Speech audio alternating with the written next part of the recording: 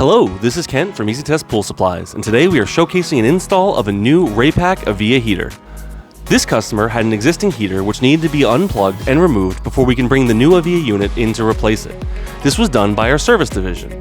They began by removing the power line and the grounding wire, then went to work breaking the existing unions and successfully removing the old heater.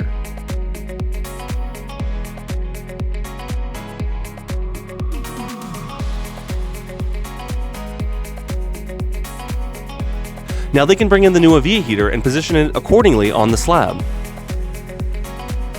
Next, the techs begin to remove all of the old plumbing and look to set up for the install. This includes lubing up the O-rings on the unions and reducing the lines to match the existing plumbing dimensions. It's always important to use both glue and primer when working with PVC to create watertight seals to prevent leaking.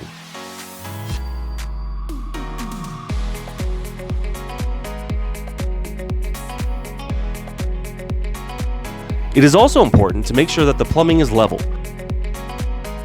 This customer had two lines coming up from the heater, the return jets and buddy seats, so the techs had to reset the plumbing accordingly with a three-way valve.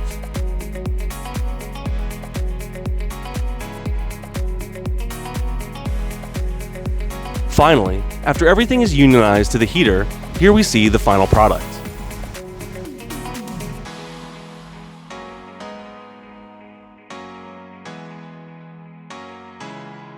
The AVIA heater has a rotating top for ease of install and access.